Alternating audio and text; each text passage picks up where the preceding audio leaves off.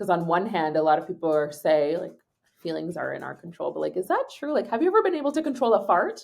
Right. You know, Right. like when you Sometimes do that that just shit hurts. It comes back sometimes to it's coming you. out. Yeah, I mean, it's coming out one way or another. Like, Yeah. you gotta let that shit go for Yeah. real.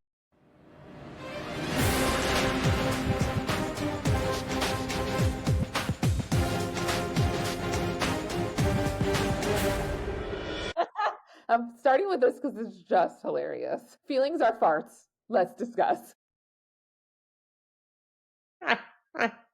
Feelings are like farts.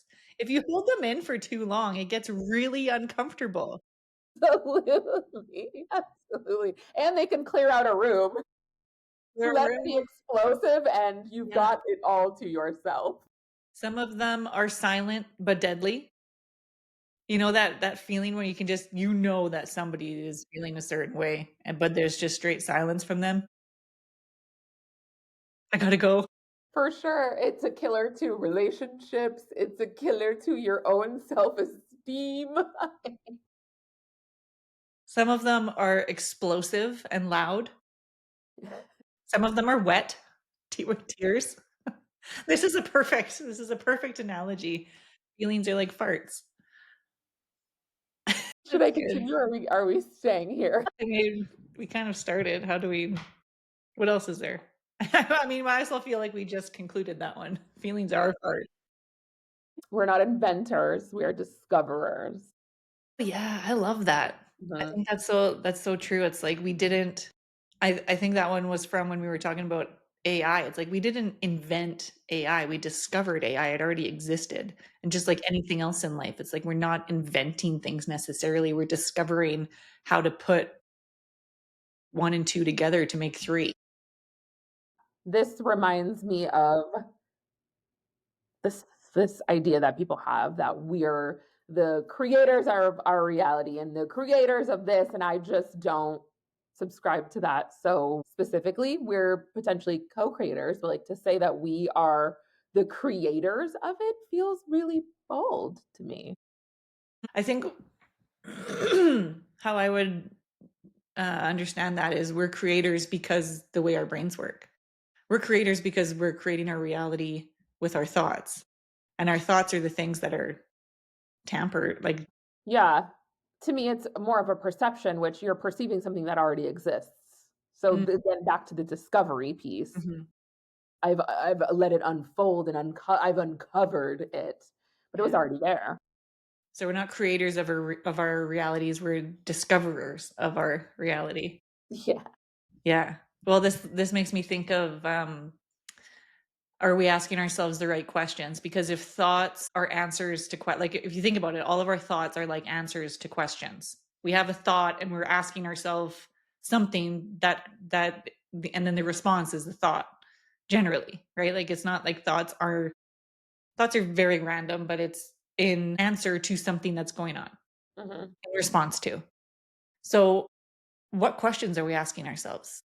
Becomes the ultimate question because if we're asking ourselves the right questions, then our thoughts will discover a reality worth living versus asking ourselves stupid questions and then resulting in stupid answers, which results in a A stupid stupid reality, life. a stupid life. It's so stupid. So, what are some good questions we ask ourselves?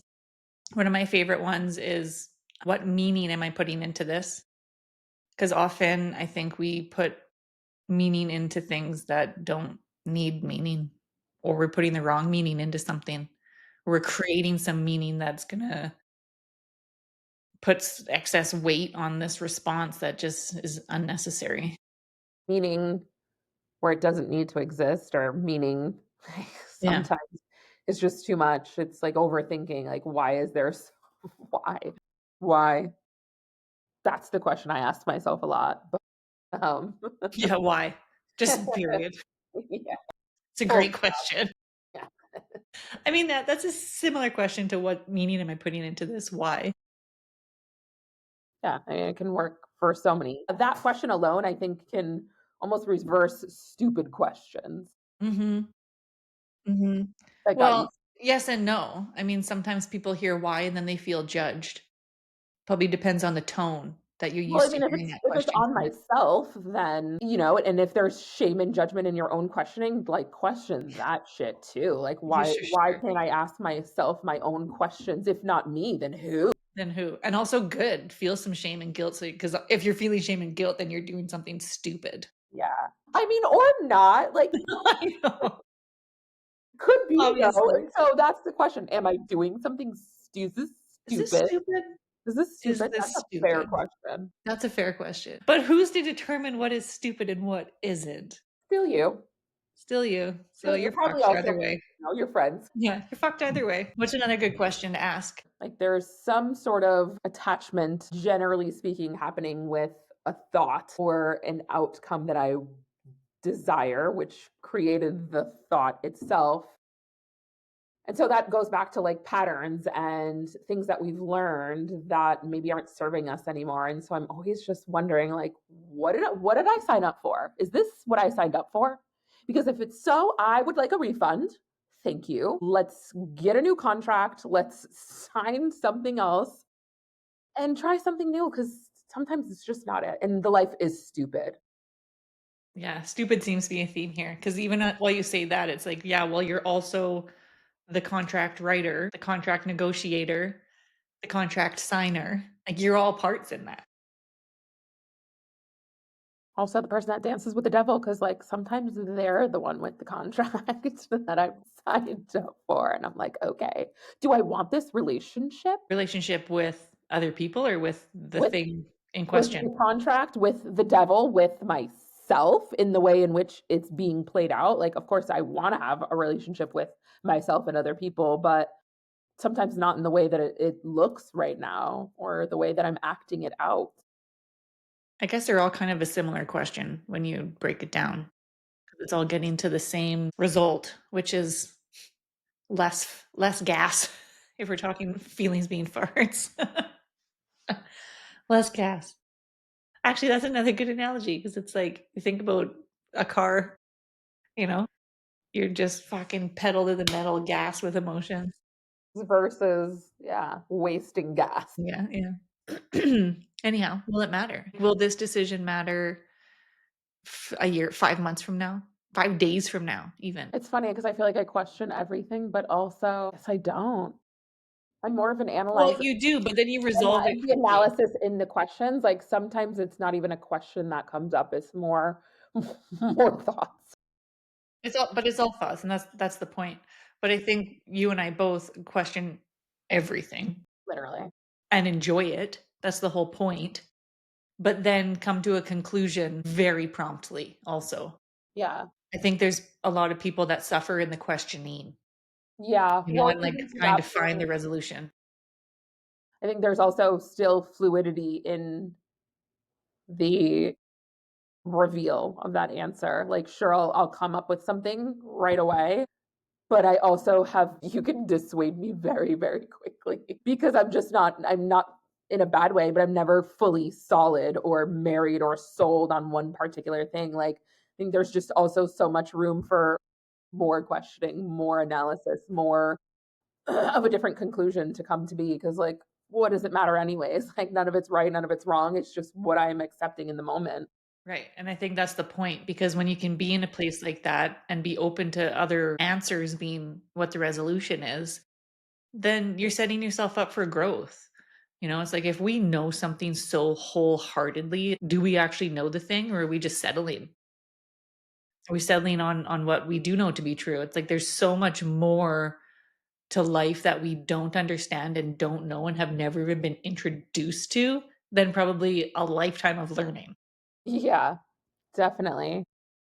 I don't know why this came into my mind, but it almost feels like it's a difference between people seeing solutions or seeing problems. Like I'm really good at seeing solutions even in a problem where I think more people see more problems and again, not that it's bad. I love questions, but like also just have more questions. Like they're just not fully capable of being solid in finding an answer, going with it, seeing the results, actually taking action to then get real-time feedback. Like, they'd rather get stuck in the analysis part. Mhm. That's fun. I mean, it is fun. I'm not saying it, like, facetiously. It's fun.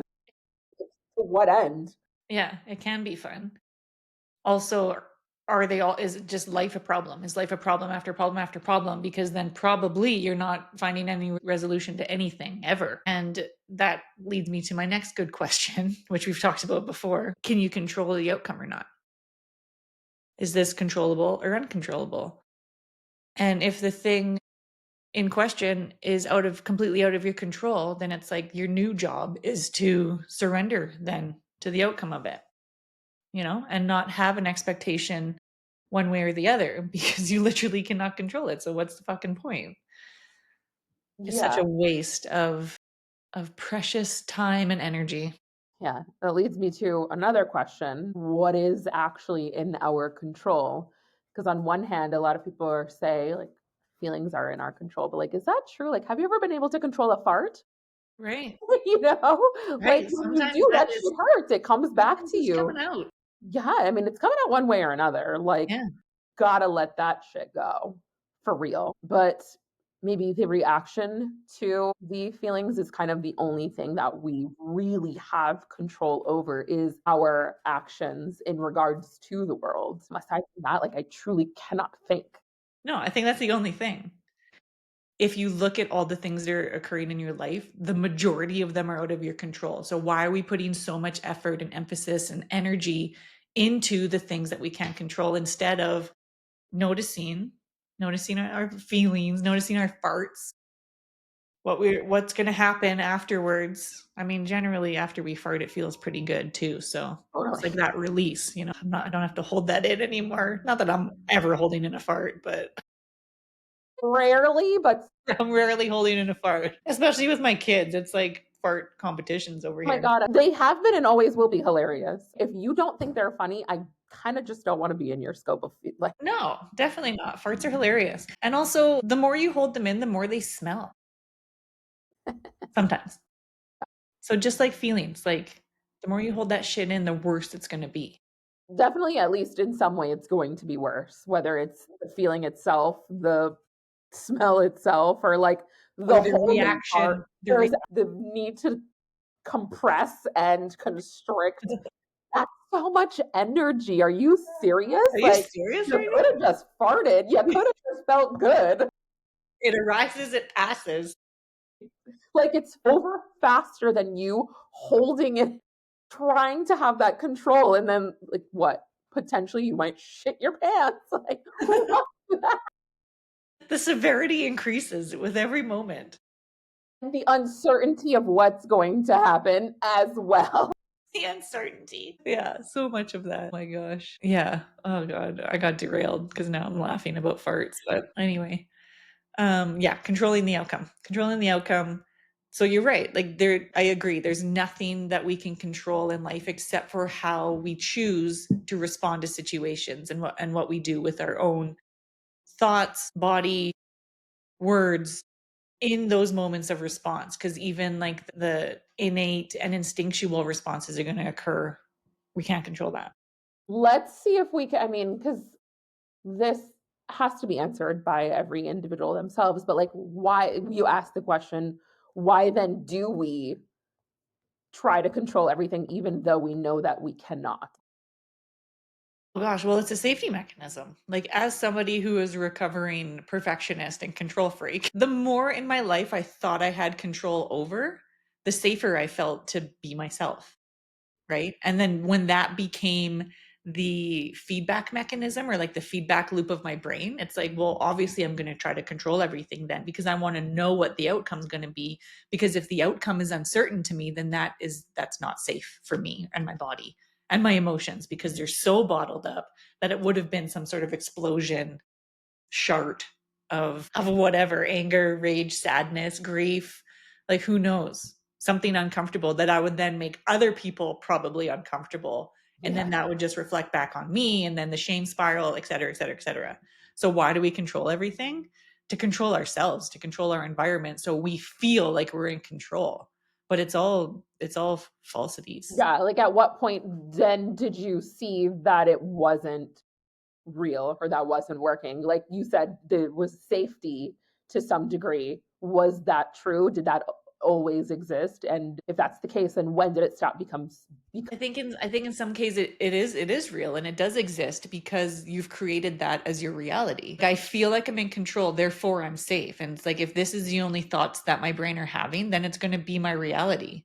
It doesn't mean that it's healthy, or it doesn't mean that it's like the most like an actual safe place to be in if my body is constantly in like a fight or flight nervous system dysregulation. Yeah, that is actually the point right there, because if you're doing it to feel safe and then it's this sort of loop that you continue to be in, are you actually ever safe if you just continue to keep trying to do things that are keeping you safe? Like, shouldn't you just feel the safety in You'd that, think, but right? then that's what the feeling becomes, because if you do it for long enough, your feeling of safety exists in a dysregulated body, and that's what becomes familiar to you. I think that's why we keep doing the things we do, because familiar feels safe, even though familiar does not equal safety. That's how we get stuck in abusive relationships. It's how we get stuck in addictions. It's how we get stuck, period. Yeah. Familiarity. That would, So it takes this level of awareness, first of all, obviously. And you asked me when my point was. I have no idea. I wouldn't be able to pinpoint it to one particular instance. It's just been decades of growth over time and releasing things that no longer served me, saying yes to shit even when it was scary, realizing that I wasn't going to die on the other side of it, and then kind of letting that be the new feedback loop where it's like, I enjoy this growth more than I want to be in familiarity. Therefore, I'm going to keep choosing the growth and the expansion, recreating what feels safe for me and actually just noticing it. It was always kind of maybe a fear to begin with, which leads me to another question. What motivates you? yeah. Fear is generally a motivator for most people, but also most people don't want to face fear, so they go in the opposite direction. It motivates them to stay stuck. Hmm. Hmm. Yeah. Or to run from their fears rather than realizing, like, face them head on, and new things are on the other To side. see that it's not actually scary. Right. Yeah. I mean, or it is, and that's Also not, fine. it's You right. It's didn't also die, but fine. did you die? Yeah. It- That's the other question we want to ask Yeah. ourselves, right? But did I die? Did you die? Like, Not yet. what is the harm that is going to actually happen? Like, that's something that I often think about as well, and things that I ask myself, especially when I'm feeling any sort of like stuckness or fear. Like, what is really going to be the harm in this situation if I'm to move forward? And I can allow my brain to go there and find all of those possibilities, because what I also at least notice for myself is that if I can create such grand negative occurrences, then the opposite also then gets to be true, because that's the world that we live in. We live in contrast and duality all of the time. And so I'm so creative in this pessimistic sense, then I know for a fact the opposite is also going to be true. And so that gives me joy. Mhm. Light that motivates me in so many ways as well. Where I'm just deciding, again, going back to like the contract thing, what am I then attaching myself to? Is it going to be these thoughts of doom or not? Because either one can come to be. Like, it's just a matter of what I'm writing towards. Yeah, you're also, I think, in a place in your life where even if it is thoughts of doom, you're doing it anyways just to be like, fuck you, doom. For sure. You know what I'm The saying? vengeful side of me, the side that like gets to show you who I am, is like, that's it. That's cute. That That's doom the is cute. one. Yeah. Yeah, Yeah. yeah, that's definitely the vengeance within me, and I love that. Yeah. I mean, I did that as a kid with my body, I would say. Like, I was never afraid to, like, jump off a cliff or climb a tree, or like, it was always like, I'm gonna show you. I'll show you." Mm. Mind, different story. Body, I was just, I'll try anything, you Yeah, know?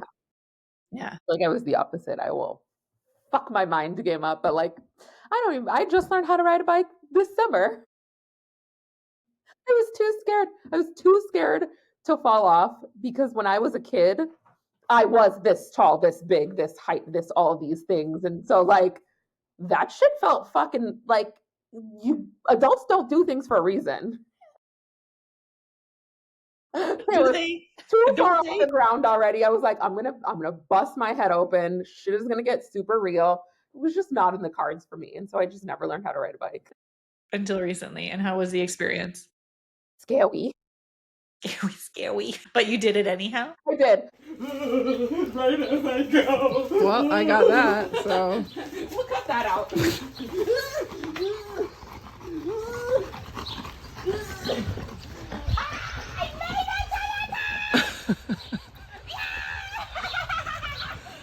She sounds like the Wicked Witch, yo.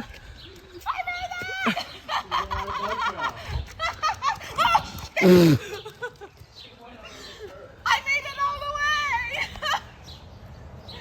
Woohoo!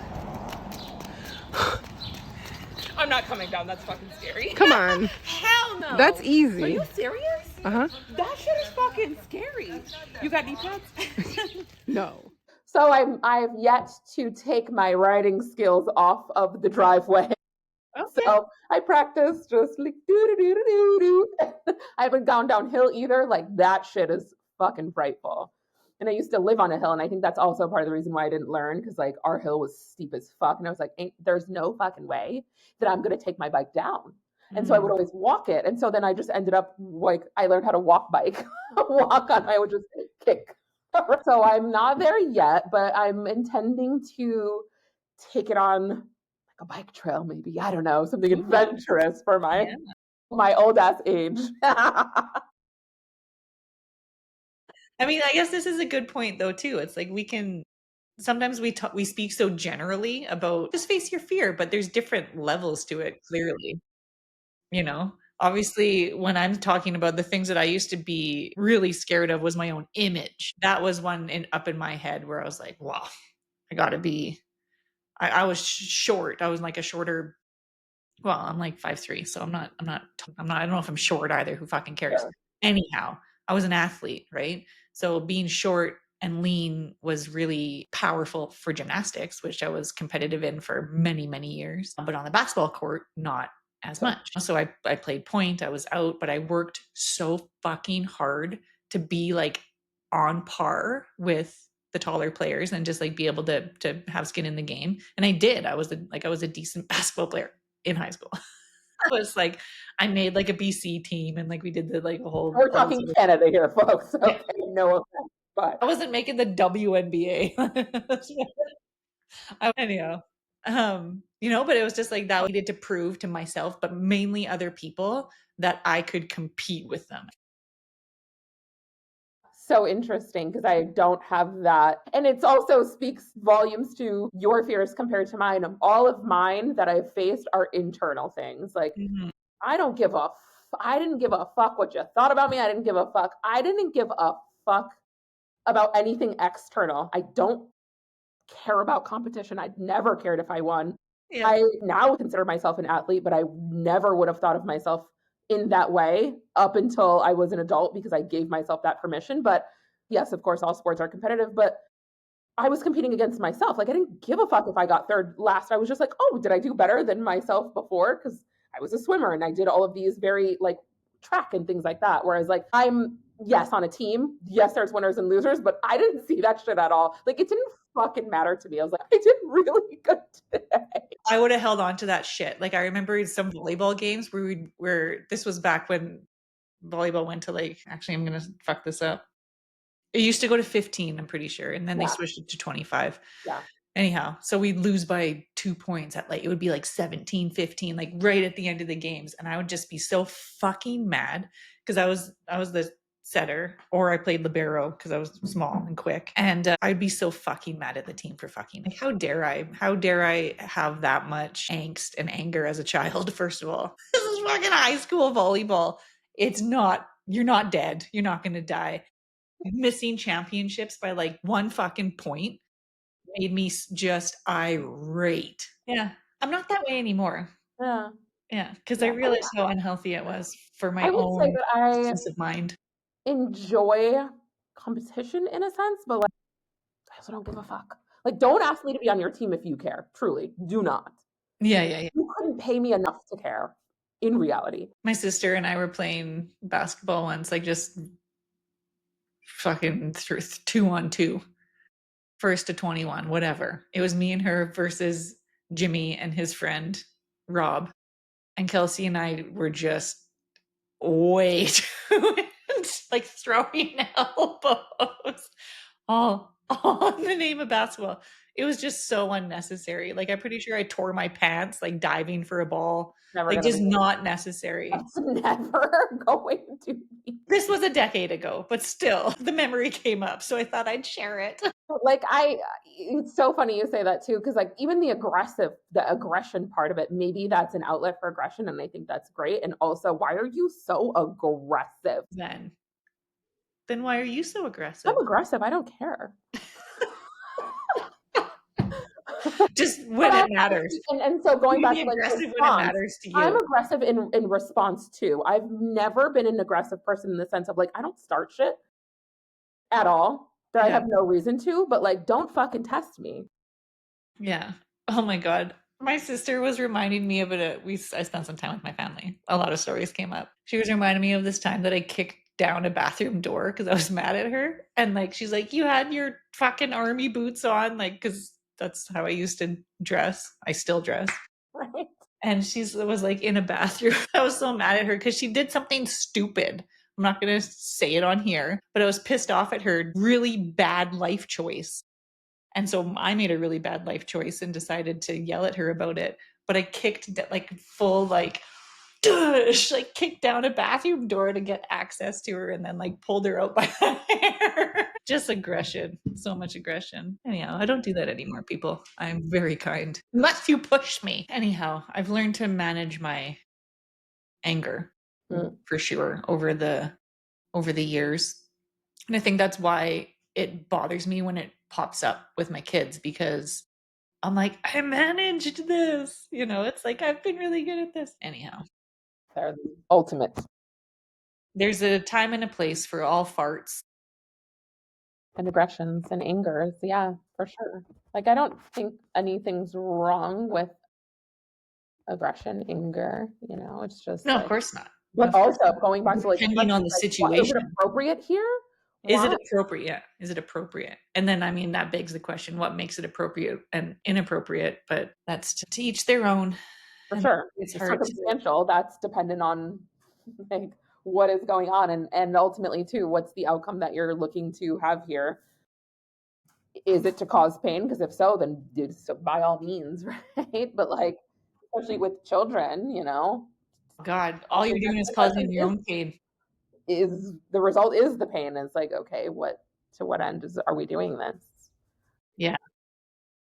That's my biggest work right now. It's not that it happens often. I mean, I talk about it here because I feel like this is the outlet, and everyone are like, you talk about it every fucking episode. And it's like, well, it's not that often, I swear. It just means so much to me because I don't want to do it. But that's my work, is just like the letting it build up. And honestly, I haven't even had an opportunity really since. Did I tell you I went on a silent meditation retreat? Oh my God, I was talking to my friend Cassandra about this. She came and we spent 2 days together. And that became the joke. She's learning about Eastern Orthodox Christianity right now. And I was talking a lot about Vipassana. And so it became this just like ongoing joke. It's like, oh, did I tell you that I went on a Vipassana retreat before anything that we said? And anyhow, I haven't had an opportunity because the kids have been on vacation with their dad. I haven't been able to practice my patience with them. So we'll see. I'll report back. As always, I'll report back on my anger management. Are we still kicking printers? My kicking printers, my busting down doors. Pulling hair apparently is. Pulling hair runs in the family. I was just thinking, there obviously I don't have children, but there's an obvious fear of like, damn, like what are my kids gonna be like? And then you bring up like, I pulled my sister by the hair out of the, it's like that's Just like us. that's tracking You're just like us. tracking real well. Yeah. You want to know who you are and how you act? Look at your children if you have children. That they're just tiny little mirrors that end up being giant fucking mirrors. Yeah. Yeah. Anyhow, maybe I am angry. So don't fucking mess with me. Come for you. You think of Murray's the one that's got the aggression. No idea. But mine is like, at least I presented. It's like you have to Yeah. watch out for the silent ones. The Yeah. silent deadly farts, you The know. silent deadly farts. Those are The the ones ones. you have zero expectation of being there. My farts All right. are very loud. Well, we've determined what kind of fart I am. I'm silent but deadly. What kind of fart are you? And then I we'll just wrap said this that up. they're very loud. They're loud and hilarious. That's where we make such a great team. Everything in balance all the time, even our fart.